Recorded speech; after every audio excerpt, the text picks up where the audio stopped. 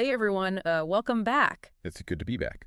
You ever feel like you're kind of being pushed into doing something that you don't want to do? Oh, yeah. Like somebody's using guilt or fear to get their way? Mm-hmm. Well, today's deep dive might give you some clarity on that. For sure. We're diving deep into Emotional Blackmail by Susan Forward, and we're going to try to understand those tactics and understand why it happens. Right. But most importantly, we're going to give you the tools to kind of break free. That's the most important part, yeah. I think what's so fascinating about emotional blackmail is that it often flies under the radar. It does. You know, it's not always some big dramatic threat, but it can be very subtly woven into our relationships. And it can be really hard to spot because of that. It can be tough to spot. And that's where Forward uses this analogy of foggy Right. to describe the feelings that we get when we're being emotionally blackmailed. Love that. Fear, obligation, and guilt. Yeah. That fog. And that FOG makes it so hard to think clearly and really react in a way that protects ourselves. You can't think straight when you're in the FOG. So blackmailers are really skilled at hitting those vulnerabilities. Oh, yeah. They know exactly It's get what they want. Right. It's not really about healthy communication. Yeah. It's really about them having control. Control. Okay, let's make this concrete. Right. She uses the example of Jim and Helen, Okay. a couple trying to decide whether or not to move in together. Mm-hmm. Jim's all for it, Yeah. but Helen is hesitant. Sure. So this is where those 6 stages of emotional blackmail that Forward talks about come in. Right. So first there's the demand. Mm-hmm. Jim wants her to move in. Right. And then there's the resistance. Okay. Helen expresses her hesitation. Yeah. And instead of respecting her feelings, Jim starts to apply the pressure, He does. making it seem like her reluctance is a problem. Yeah, like she's doing something wrong Exactly. for feeling that way. And that's when the FOG rolls in. He might imply that if she doesn't move in, the relationship might be over.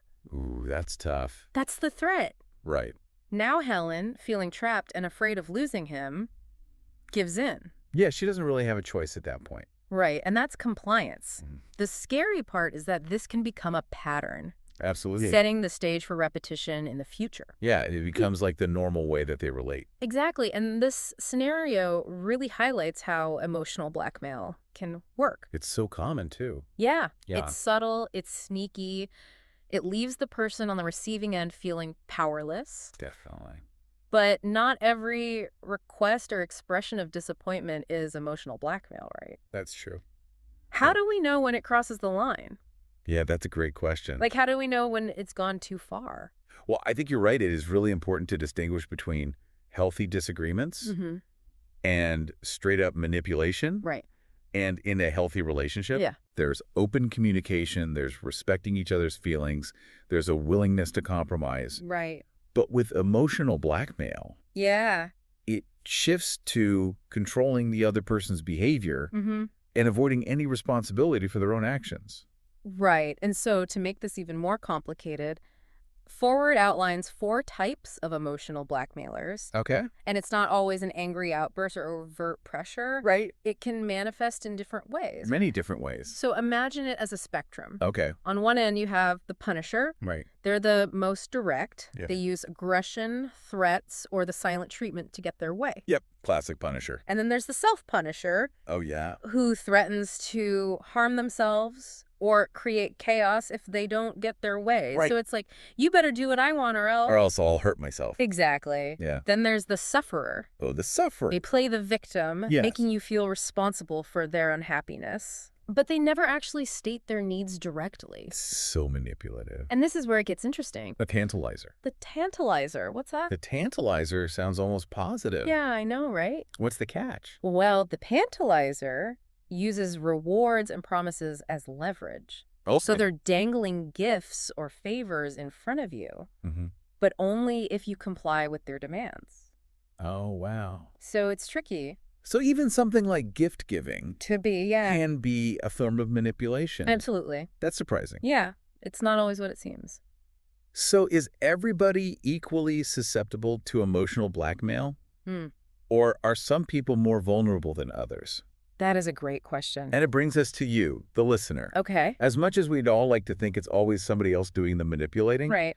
we all have our own vulnerabilities that can make us more susceptible to emotional blackmail. We do. Yeah, we all have those vulnerabilities, don't we? So we're all carrying around these vulnerabilities. That might make us an easy target. Yeah, you could say that. That's a little unsettling. It is a little bit, yeah. Are we inadvertently training the blackmailers in our lives without realizing it? It's possible, yeah, and it all comes down to what Forward calls our hot buttons. Okay, hot buttons. Those are those deep-seated emotional triggers that blackmailers just know how to push. So what are some of those hot buttons?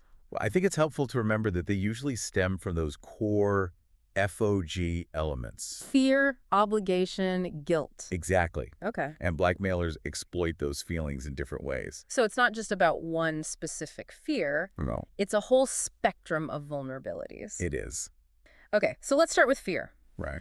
One of the most common fear-based hot buttons is the fear of disapproval. Yeah. This is that deep-seated need to be liked and accepted. By everyone. By everyone. Yeah. People with this hot button are terrified of rocking the boat or Right. disappointing anyone. And that makes them prime targets for all the guilt trips. Oh, I know that feeling. You do. Yeah, it's like I'm constantly seeking validation from other people, Yeah. and any criticism just sends me into a spiral. I get that. Yeah. And that's exactly what blackmailers pick up on, right? Yeah. They know how to weaponize your need for approval. So how do we combat that? Well, the important thing to remember is that your worth isn't tied to what other people think. Oh, that's so much easier said than done, though. I know it's hard, but it's true. You have value, regardless of external validation.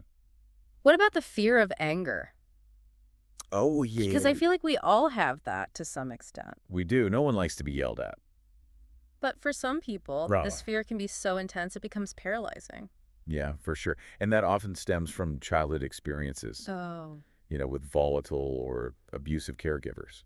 So these individuals, they just do anything to avoid a conflict. Anything, even if it means sacrificing their own needs and boundaries. So they become like the masters of peacekeeping. Exactly. Always walking on eggshells. Yep. Always trying to keep everyone happy, Even at their own expense. even at their own expense, right? And Huh. blackmailers, Yeah. they can exploit this by using anger to Mhm. control the situation. So how do we deal with that then?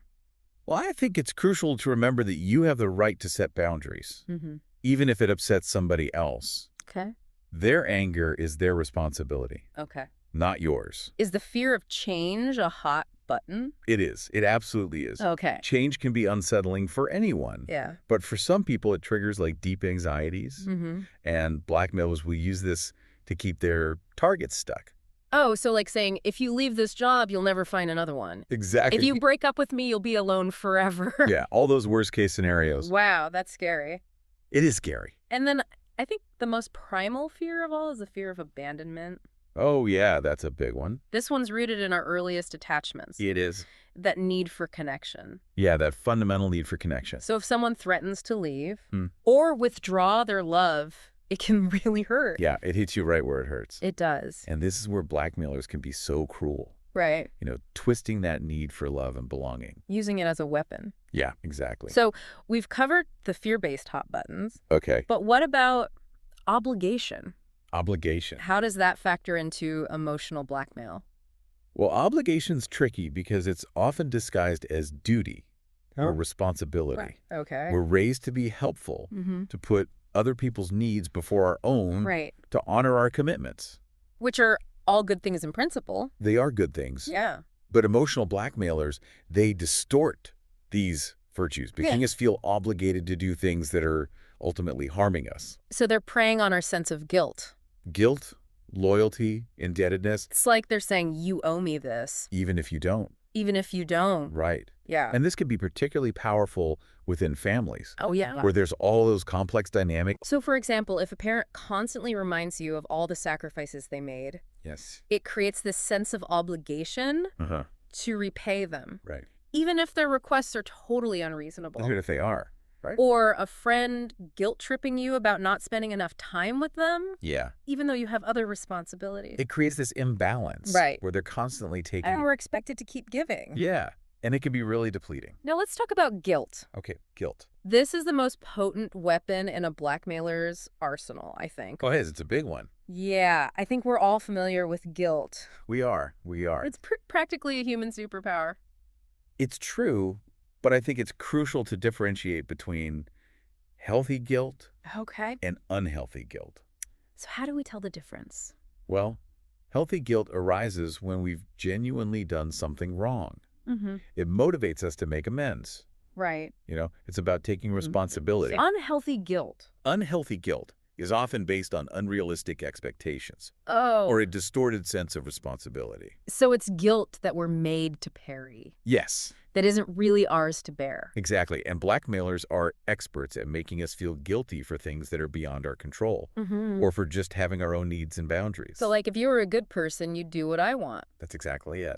How do we break free from these guilt traps? That's the question, isn't it? Yeah, how do we learn to say no without feeling like a terrible person? Well, that's where forward strategies come in. But before we jump into those, Yeah. let's consider why people do this. Okay. We've talked about how they operate, how we can protect ourselves, but why? Why are they doing this in the first place? What's going on beneath the surface? That's a fascinating question. It is, isn't it? It's like we've been focusing on the symptoms, and now we're going to explore the cause. Exactly. And if emotional blackmail is about control, what are those deeper reasons why someone might feel the need to control other people? Okay. What are the insecurities, the fears, the unmet needs? Wow, it adds a whole other layer of complexity to this. It does. But it's a reminder that even as we learn to protect ourselves, we can also approach these situations with compassion Absolutely. and a desire to understand. Understanding the roots of emotional blackmail, that can be so powerful for creating healthier relationships. So we've explored the dark side of emotional blackmail. We have. But now I'm eager to hear about the solutions. Okay. Forward gives us some strategies for breaking free, right? She does, and they are so effective. Let's dive into those in the next part. Let's do it. So we've explored those tactics that emotional blackmailers use, and we talked about those hot buttons that make us vulnerable. We did. What can we do Yeah, what can we do? to break free? Well, Forward offers some really practical steps for establishing those healthy boundaries. I'm ready. Are you ready? I am. Okay. Give it to me. All right. The first step is to challenge the legitimacy of the guilt you're feeling. Oh. Ask yourself, is this guilt because I've actually done something wrong? Or is it because someone else is putting this guilt on me? So separate the actual wrongdoing Yeah, from manipulation? from the manipulation, exactly. Okay. She suggests asking yourself a few questions. Right? Like, is this request even reasonable? Mm-hmm. Am I truly obligated to do this? Yeah. What are the consequences if I say no? Oh. For both me and Dee, for the other person. Okay. So thinking about the consequences for both of you. So we're really trying to cut through that emotional FOG. Cut through that FOG and see things clearly. I like it. Now, if you realize the guilt isn't even warranted, it's time to give it back. What do you mean? She has this great exercise called the guilt box. Oh, okay. Imagine there's a box in front of you, Right. and you write down all those guilt-inducing messages. Mm-hmm. Things like, I should always be there for them. Yeah, It's yeah. selfish to say no. And you put them in the box. And then you visualize handing that box Wow. right back to the person who's trying to burden you with the guilt. That's a powerful image. It is, isn't it? It's like letting go of baggage that we shouldn't be carrying. That's it. What other strategies does Forward offer?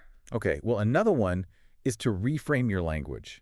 Instead of saying, I'm sorry, but I can't, try saying, I understand that you're disappointed, but I've made a decision. Oh. It's subtle. So we're acknowledging their feelings, but we're not taking responsibility for them. Exactly. You're not apologizing. We're stating a fact. Yeah, you're asserting yourself. Okay. And this is a big one. Okay. You have the right to say no without explaining yourself. You don't owe anyone a justification, Really? especially if that choice protects your well-being. That's freeing. It is freeing, right? So we have permission to prioritize our own needs. You do. Without feeling selfish or guilty. You do. And remember, Yep. breaking free from emotional blackmail isn't about never feeling guilty again. It's about becoming more aware of those patterns, developing healthy coping mechanisms, and gradually reclaiming your power. So it's a journey, It is a journey. not a destination. Yeah, exactly. So we covered a lot in this deep dive. We did. We talked about the tactics, the types of blackmailers, the impact it has, Yep. and most importantly, the strategies for breaking free. And how about that thought-provoking question Yeah. about the motivations behind emotional blackmail? Yeah.